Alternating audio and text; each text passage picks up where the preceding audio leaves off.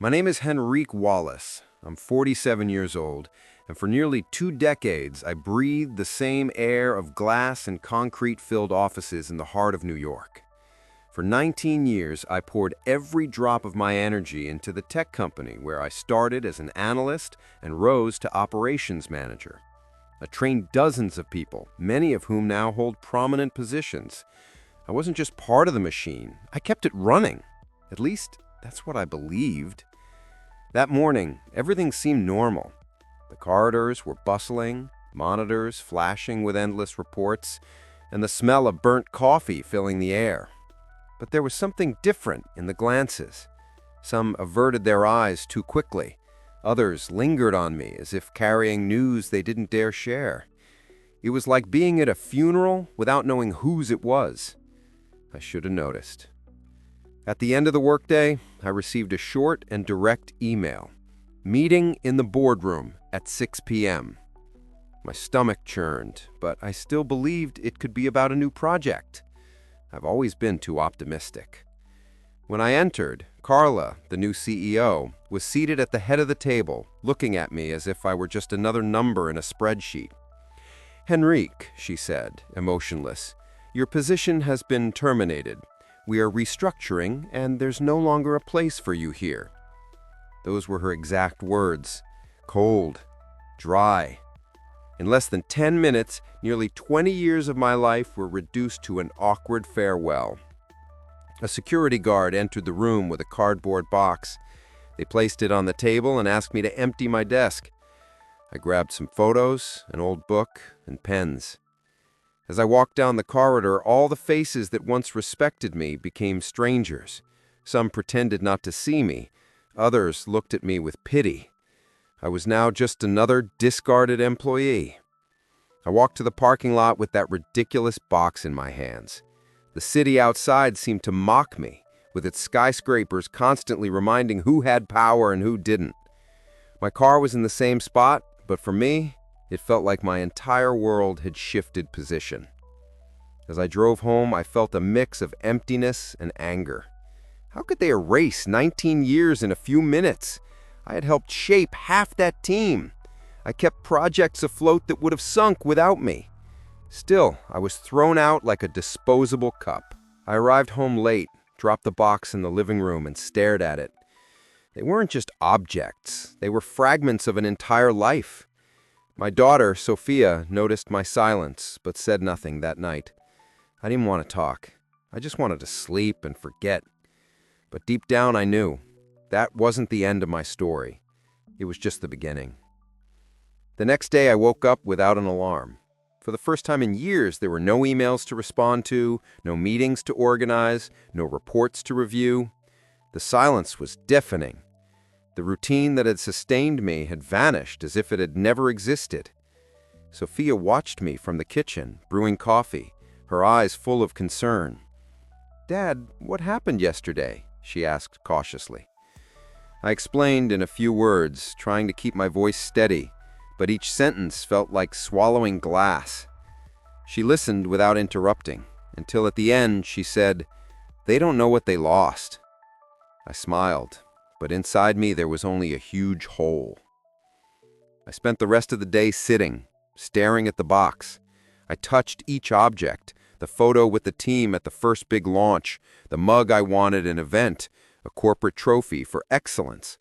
Everything now seemed like a cruel joke. How could they call this recognition?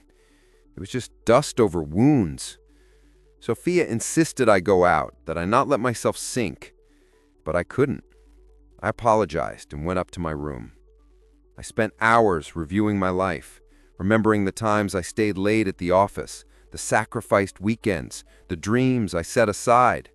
All of that to end with a cardboard box in my hands. That night I couldn't sleep.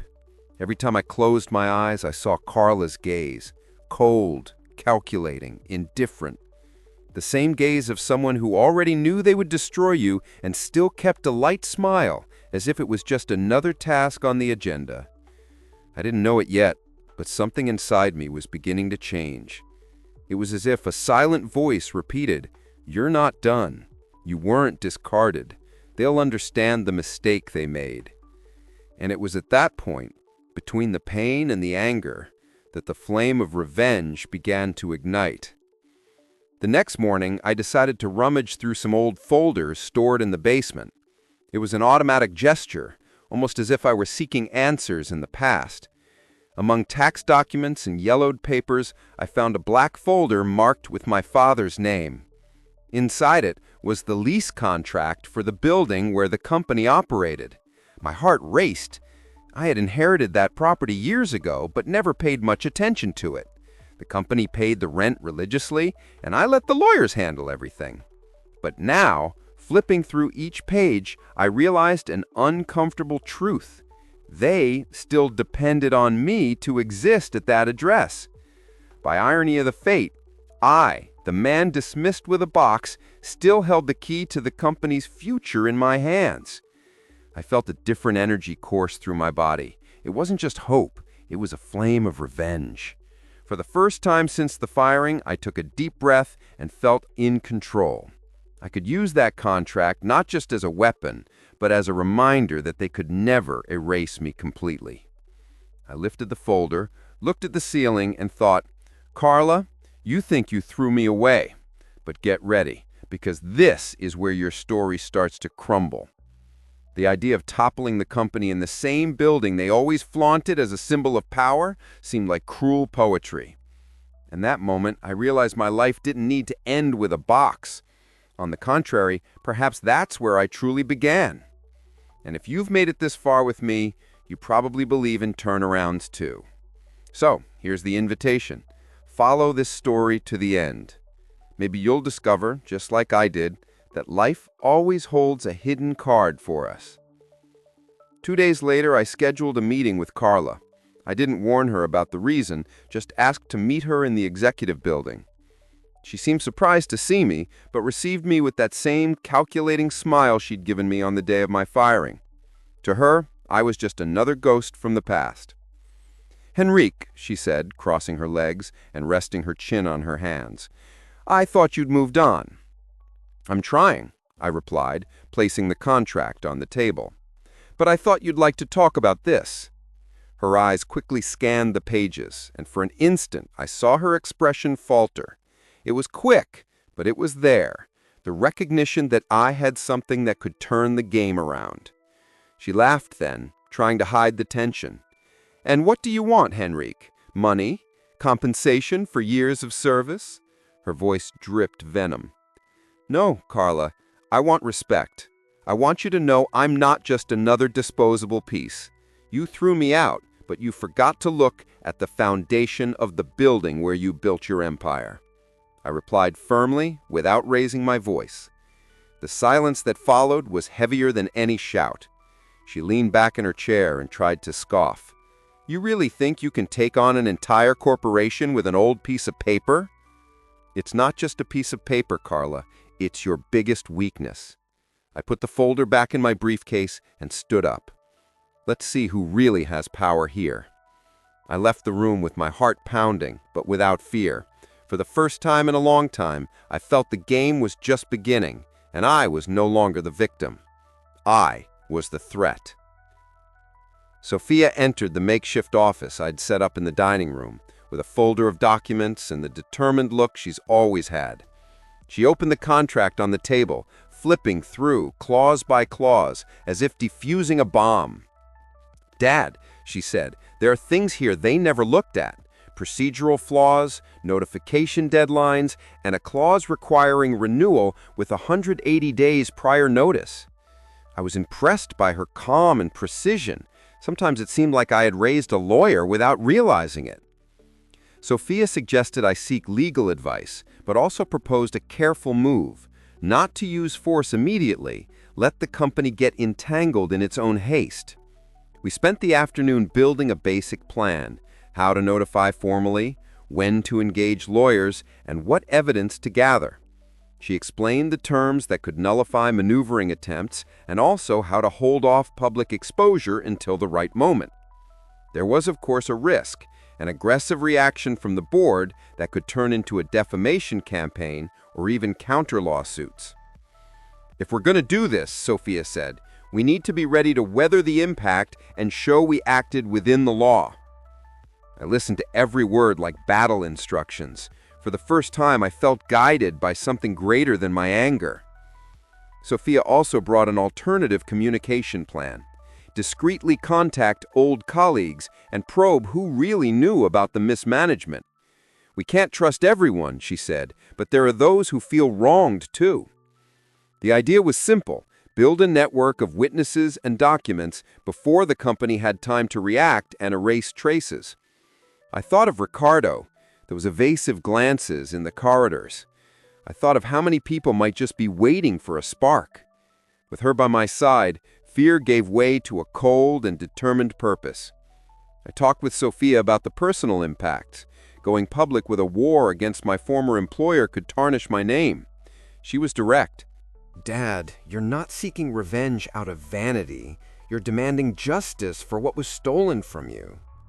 Her words cut and comforted. There was truth in them I hadn't wanted to admit before.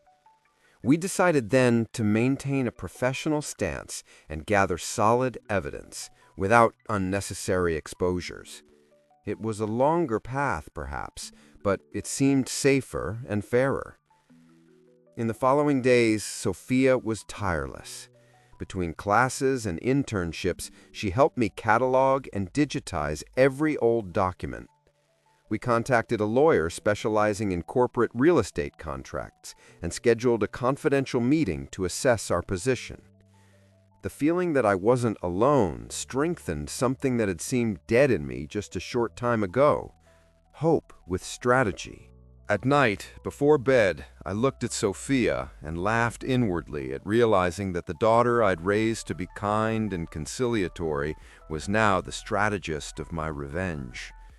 And in that instant, I realized what really mattered: not destroying for destruction's sake, but reconstituting the respect they took from me. I signed the formal non-renewal notification and sent it according to the stipulated deadline. It was a small act, but devastating for them. In return, I received a short message from the company's legal department. "We'll resolve this amicably."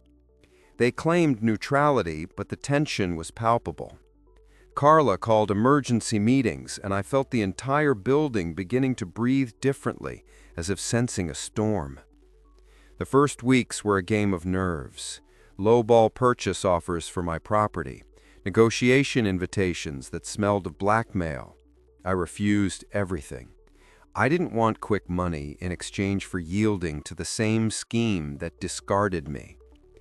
The company began using the means its power offered: anonymous phone calls, lawyers summoning for inspections, attempts to devalue the contract publicly. I maintained strategic silence and let my lawyer respond technically. Sophia coordinated my media presence only if necessary. I was approached by ex-colleagues asking for secrecy. Some offered moral support, others distanced themselves in terror. Ricardo showed up once for coffee and couldn't say if he'd stand by my side. His words were hesitant, like someone fearing their own reflection. The pressure grew, and with it, the feeling that I'd touched an exposed nerve of the corporate monster. At one point, rumors arrived that the board wanted to relocate the headquarters before the contract ended, seeking a loophole. They tried to create difficulties in the building: inspections, security notifications, and last-minute technical demands. Each maneuver had the clear goal of weakening my position and forcing a renegotiation under hostile conditions. I sensed their strategy and reacted with surgical calm, formally contesting each demand with the lawyer's help. Bureaucracy became my defense, and patience my sharpest weapon. Sophia also suggested garnering discreet public support. Talk to an investigative journalist who covered abusive corporate practices. "Don't expose everything immediately," she said, "just enough so there are public records of the pressure we're under." I followed that advice cautiously. I left verifiable clues without turning my cause into a spectacle. Some old friendships inside the company began to show themselves: small gestures, loose information, messages exchanged in secret. With each confirmation, I realized my decision not to back down was eroding the confidence of those involved in the scheme. The resistance, however, came at a cost. I received a threatening call where an unknown voice hinted at problems for my family if I persisted. It was the first time fear corroded my courage. I looked at Sophia and saw she'd noticed the intensity of the reaction too. "We're not backing down," I said firmly, "but we'll document everything and take it to the authorities if they cross the line." She nodded, eyes hard, and in that moment our partnership solidified into something unbreakable.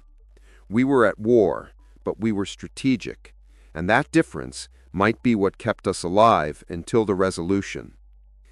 I suffered the first silent blow when I realized loyalty doesn't pay bills in any corporate manual.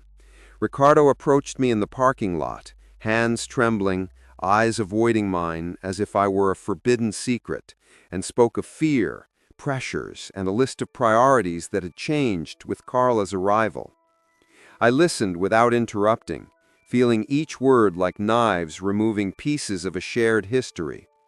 And deep down I knew many would choose self-preservation over justice. Still, my friend's betrayal hurt, and I returned home that night feeling like I'd entered a labyrinth of broken mirrors, where every familiar face could turn into enemy or accomplice depending on the wind blowing in the boardroom.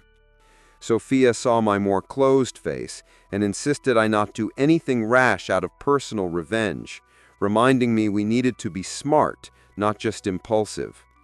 I accepted the advice and decided to reinforce our documentary strategy because the loneliness of the path demanded implacable proof. I began discreetly contacting old colleagues to gather statements and emails showing questionable practices. Some responded in minutes, others only after much insistence, always with evident fear in their replies. And I realized it wasn't just my story, but a web of small accumulated damages no one had dared expose. Each piece of information that arrived was a fitting piece, and with it came the confirmation that I wasn't wrong. Still, the price was high. Avoided glances at neighborhood meetings, invitations that didn't return, and a reputation at stake. But with each document gathered, my determination solidified like a foundation for something greater than my revenge, the search for justice.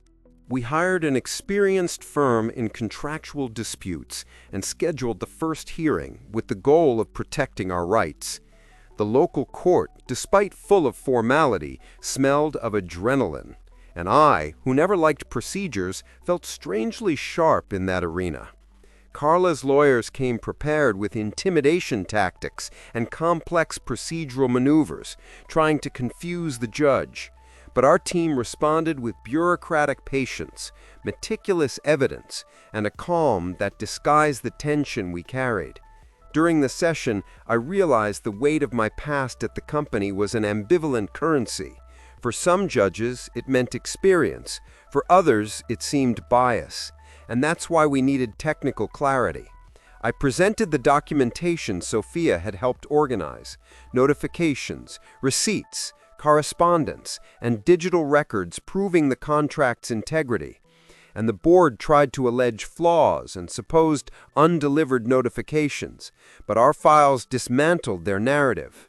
There were moments when I feared the verdict, when the judge requested clarifications that sounded favorable to them for technicality, but the technical truth was on our side. At the end of the day, I left the courtroom exhausted, with the feeling we'd conquered a battlefield, though the war wasn't won yet. Outside the court, the company reacted quickly, veiled threats, attempts to buy silence, and planted rumors about my conduct. And we documented everything and forwarded it to our lawyers for possible defamation and harassment actions. Ricardo, who had vanished, reappeared timidly, saying he'd collaborated with our lawyers but still afraid to fully expose himself. Gradually, I saw the tide turning. Small legal victories inspired other voices to rise against the board's practices, and I perceived, with a mix of relief and fatigue, that the legal battle would be long, but each document was a stone in their path. It was during a confidential conversation with a former finance department employee that I discovered the information that changed everything. The company was in advanced negotiations to sell its technology to foreign investors for $1 billion value, a deal that would redefine the market and fill the board's pockets. My heart raced as I realized my contractual battle wasn't just personal, but now had potential to disrupt a transaction of global proportions. I returned home that night with my mind buzzing, and when I told Sophia, she smiled with a glint of challenge in her eyes, saying that if we played correctly, we'd have not just a legal victory, but the opportunity to dismantle the entire empire that discarded me. We began investigating the negotiation details, and with every leaked document, every preliminary contract discovered, the company's power network revealed itself more fragile than it appeared, built on haste and greed. I realized that deep down, it wasn't me against them, but truth against the arrogance of those who believed themselves above everything. It was during this period that Ricardo began approaching again, but it didn't long to notice something strange in his attitudes. He asked too many questions, sought details I hadn't mentioned to anyone, and his hesitation turned into heavy silences, as if carrying a guilt he didn't want to confess. It didn't take long for the company's lawyers to emerge with information only someone close to me could have provided, and in that instant I understood that Ricardo, my old friend, had yielded to the pressure and betrayed me. The pain of that realization was greater than any legal blow, because no contract protected against the ingratitude of someone who'd once shared dreams and bitter late-night coffees by my side. When I confronted him, he just lowered his head and murmured that he needed to protect his family, justifying himself as all cowards do. But deep down, the damage was done. I left that conversation with the certainty I was increasingly alone in this war, but also with the clarity that there was no turning back. I would go to the end, no matter the cost. The first headlines arrived on a Friday morning as I sipped coffee on the porch. The newspaper blared my name, accompanied by cruel adjectives. Bitter ex-employee, man obsessed with destroying the company that fired him. I read each line, feeling as if someone had plunged invisible knives into my chest. They weren't just words, it was the public deconstruction of my dignity. Quickly, other outlets repeated the narrative. TV news showed me as an example of corporate revenge, and even local radio commented on my dispute as if it were a minor scandal. It was obvious the company had activated its media contacts to turn my legitimate fight into cheap spectacle. The impact was immediate. Calls from old colleagues ceased, neighbors avoided contact, and suspicion grew at every corner. In the following days, I received anonymous messages full of insults. Some called me a parasite trying to extract money. Others accused me of wanting to destroy jobs. That was precise psychological maneuvering, a war of attrition planned to break me not in court, but in the heart. Sophia read each message with me and insisted we ignore them, but I wasn't made of iron. The weight of loneliness began to corrode me. One night, while walking the streets of Manhattan, I saw a huge LED screen broadcasting an interview with Carla. She spoke naturally, smiling, describing me as a former collaborator who couldn't accept changes and was now trying to use a contract to sabotage a bright future. Each word of hers was venom, but delivered with the smoothness of someone who dominated the media game. People around me looked at the screen and murmured. I felt all eyes turning against me. I felt small, as if 20 years of dedication were reduced to a malicious caricature. I returned home drained, sat in the armchair and stared at nothing. Sophia found me there, pale and motionless, and said I couldn't let them win that way. I laughed without humor, replying that maybe the war was too big for one man. But she looked at me with firm eyes and said, "You're not alone. I'm here." In that moment, I realized how much she was my foundation. If it weren't for Sophia, I would have given up already. Her presence was the only light in the storm Carla and her lawyers had created. But still, there was a silent poison inside me. The feeling that public opinion was already lost, that my image was irreversibly stained. It was hard to keep believing truth mattered. In the following days, I decided not to leave my house. I canceled meetings, ignored calls, and sank into an isolation that seemed like an endless hole. My lawyer insisted the legal battle was solid, but my heart was too heavy to believe. The headlines kept coming, and each one seemed more creative in ridiculing me. I no longer knew if I fought for justice or just stubbornness. Sophia, however, refused to let me sink.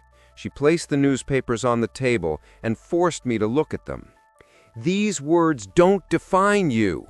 They define them, their fear." Her voice was firm, almost impatient, as if she wanted to shake my soul. And indeed, something inside me stirred. I realized my daughter believed in me more than I believed in myself. One night before bed, I looked in the mirror and barely recognized the man reflected. Deep, dark circles, heavy shoulders, but there was still something in the eyes, a remnant of fire. I thought of all those years of work, the people I trained, the projects I built. Could all that be destroyed by a handful of headlines? No, it couldn't. I needed to resist. So I made the decision not to back down.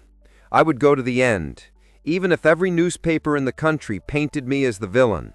If little remained to me, I would use that little like a sharpened blade. They had messed with my name, my honor, my peace. Now I would fight not just for revenge, but to show that no one can erase 20 years of life with a cardboard box and a few words in an interview. The spark of the turnaround came on a rainy afternoon when Sophia came down from the attic with a heavy box in her hands. She had spent hours rummaging through old papers, forgotten files I'd kept since taking over my father's building. She opened the box on the table and revealed folders with stamps, internal memos, and maintenance reports. Her eyes sparkled. "Dad, this changes everything!" I began flipping through the documents and realized they weren't simple reports. They were proofs of the board's negligence, delays in safety inspections, diversion of funds intended for structural reforms, and even direct correspondence from Carla authorizing cuts that endangered employees. Each page was a brick removed from the base of the glass castle they'd built. My heart raced. Sophia explained she'd found an archived email on a floppy disk. Yes, floppy disk, a relic from another era, in which a former director warned of serious electrical structure flaws. Carla, in response, authorized delaying reforms to not compromise cash flow. It was more than negligence. It was corporate crime. A chill ran down my spine, imagining the power of that proof in court. For days, we organized the material. We digitized every document, cataloged dates, signatures, and created a detailed timeline. When we handed it to the lawyer, he was silent for long minutes, then shook his head and said, "This is dynamite. They have no way to escape." For the first time, I felt we weren't just defending ourselves, but about to counterattack with real power. We decided, however, not to reveal everything immediately. Sophia was clear. If we hand it over now, they'll try to cover it up. We have to use it at the right moment, when exposure is inevitable. That strategy taught me something valuable. Revenge isn't haste, it's patience. And in this game, Carla was about to learn that the hard way. Meanwhile, we shared part of the material with a trusted investigative journalist, without mentioning names directly. He was intrigued and began digging on his own. It was insurance that if something happened to me or Sophia, the information wouldn't disappear. I knew we were treading dangerous ground, but the feeling of having a hidden card up my sleeve restored my confidence. Carla seemed to suspect something. I received insistent invitations for a friendly talk, all ignored. With each refusal, her posture grew aggressive. Lawyer calls, new headlines, insinuations of fraud on my part. But this time, I didn't tremble. I had proof, I had the truth, and that was deadlier than any media campaign. One night, while reviewing the documents with Sophia, I noticed something that made me laugh to myself. They believed they were destroying me, but unwittingly, they were digging their own hole. The more they attacked, the more they justified my resistance. Public opinion might be against me, but the court and truth were about to turn the game. I decided to write a letter to myself, a reminder for the days of discouragement. They called you bitter, but you're just a man demanding justice. Don't forget that. I tucked the letter in the drawer like keeping a war talisman. In that moment, I knew clearly that the end of the battle wouldn't just be a contract or eviction. It would be a spectacle of downfall. Carla wouldn't lose just the building. She'd lose the empire she believed untouchable. The decisive hearing was scheduled for a Tuesday morning in the Manhattan courthouse. I entered the room with my heart pounding, but with the firm posture of someone who knew he carried dynamite in his briefcase. On the other side, Carla arrived accompanied by a retinue of impeccably dressed lawyers, all with gazes cold as blades. She smiled when she saw me, a calculated smile, the same one from when she fired me. But this time, I wasn't the man with a box in his hands. I was the man with the pen that could topple her empire. The session began with the company's defense arguments. They spoke of an outdated contract, a misinterpretation, and even insinuated I was using the property as blackmail. The lawyers were eloquent, every word chosen to paint me as the villain. I felt the tension in the air, the murmurs among journalists in the back of the room. But I kept a serene face, letting them speak to the end. I knew the right time to counterattack would come. When my lawyer stood up, silence took over.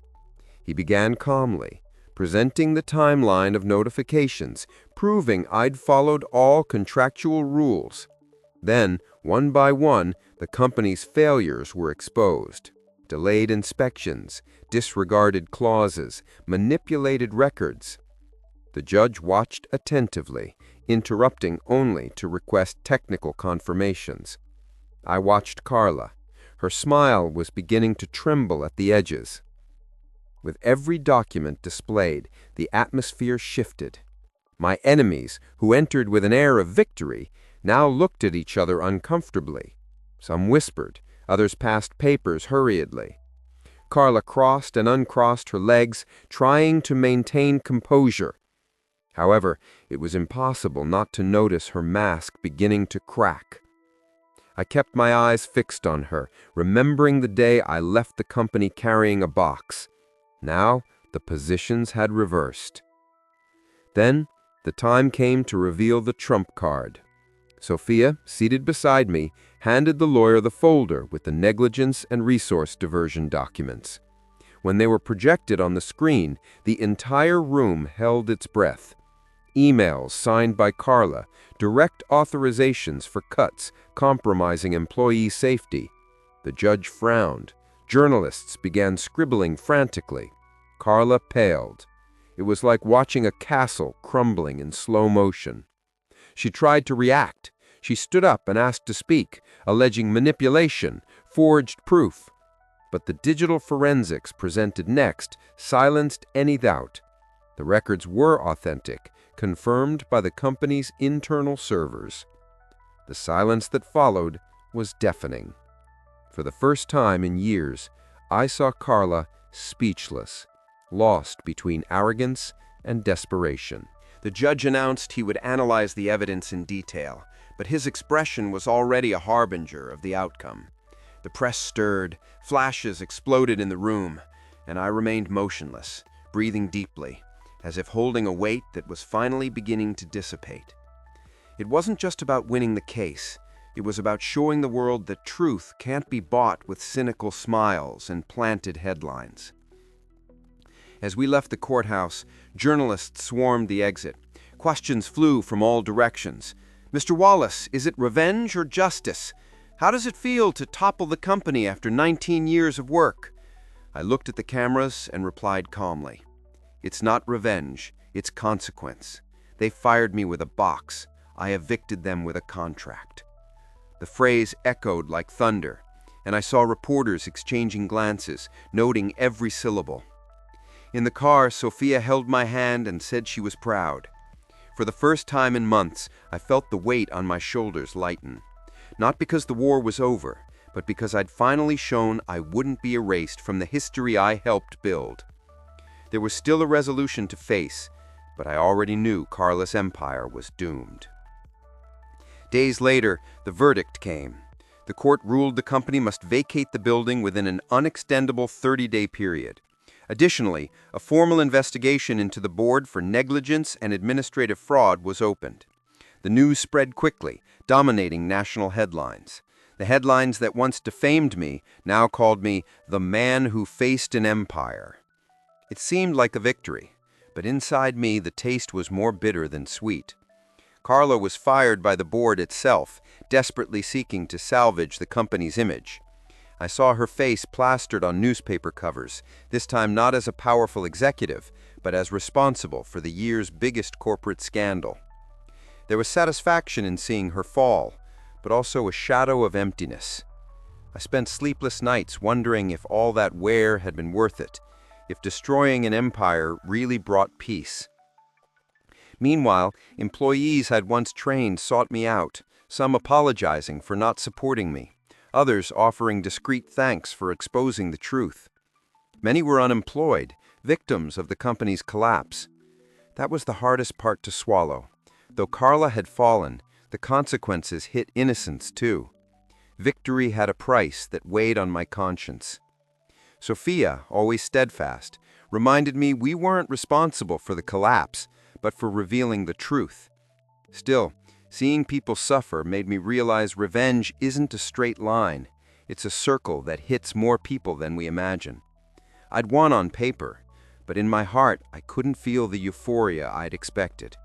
There was only silence. I began visiting the building almost daily. With every empty floor, every abandoned room, I remembered the laughter, conversations, and even arguments that once filled that space. Now, everything was echo. The empire I'd helped build had turned to ruins before my eyes. And I, standing in the center of the empty lobby, wondered if I hadn't lost something of myself in the process. The verdict not only evicted the company, but gave me back full control of the property. Lawyers and investors began approaching me with purchase offers. Some offered fortunes, others suggested turning the building into a new corporate hub. I refused them all, not yet knowing what I'd do. I didn't want that space to be just another monument to unchecked ambition. It needed another meaning. As the press still commented on the scandal, Carla disappeared from the public scene. There were rumors she was planning revenge, allying with new investors to return to the market. But at that moment, she was just a stained name. I should have felt triumphant, but inside me there was a strange melancholy, as if I'd won a war that never should have started. One night, talking with Sophia in the kitchen, I confessed my dilemma. "Daughter, I won, but I don't feel like I gained anything. Only ruins remain." She replied with the calm she's always carried.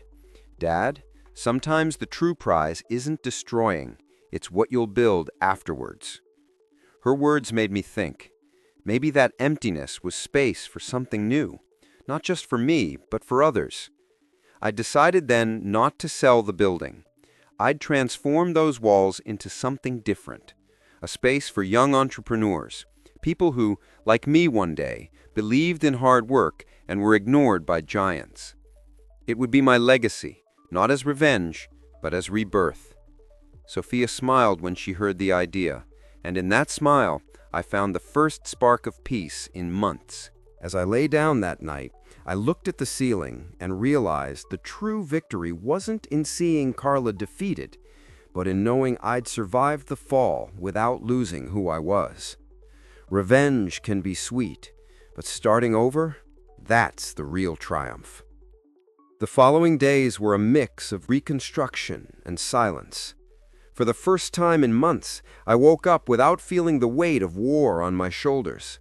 I walked through the empty building, lights off, the sound of my footsteps echoing in the corridors that once were filled with voices, meetings, and dreams. There was no more haste, no reports, no cold orders from above. Just me, the walls, and the feeling that that space awaited a new destiny. It was strange to think that, after everything, the story didn't end in revenge, but in what I'd choose to do with the ruins.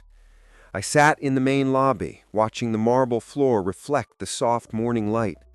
It was the same lobby I'd entered for the first time, still young, briefcase under my arm, and ambitions that seemed bigger than life. Now, decades later, I was there again, not as an employee, but as owner. The irony was so intense it almost made me laugh. There was a sense of a closed circle in me, but also of a book ready to start another chapter. For the first time, I felt true freedom. Sophia entered the building shortly after, bringing coffee and 2 notebooks. "Dad," she said, placing one in front of me, "this is the beginning of something bigger, if you want."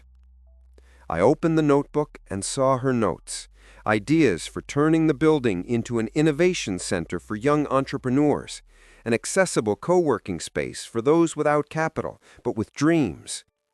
I read each line carefully, and every word seemed to shape a future I hadn't seen until then.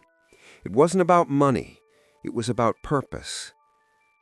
Over the week, we began receiving visits from small groups of interested young people, tech students, designers, app creators. I saw in their eyes the same flame that once burned in mine, but that the company had tried to extinguish. As I walked with them through the corridors, I felt that building, which once represented corporate arrogance, could now symbolize opportunities. And that, I realized, was the most elegant revenge of all, turning destruction into creation. But not everything was peace. News emerged that Carla was trying to rise again, negotiating with smaller investors. Some said she was planning to open a new company to prove she hadn't been defeated. I wasn't surprised. People like her don't accept falls in silence. However, this time, I felt no fear or anger, just compassion mixed with contempt. If she returned, I'd be ready, but not to destroy her, rather to continue what I'd started, without looking back. Over time, old colleagues began seeking me out, no longer out of fear or suspicion, but hope.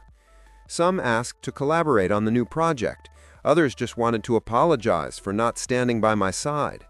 I received them all with serenity, because I understood everyone carries their own fears. I no longer held grudges. The revenge I'd nurtured had transformed into something more mature, justice and legacy. It was a painful process, but necessary to free myself. As the days passed, the rooms began gaining life again. Computers installed, desks organized, animated voices discussing projects. I saw young people working late, like I did years ago, but now in an environment that didn't exploit them, but encouraged them. There was a quiet joy in every detail.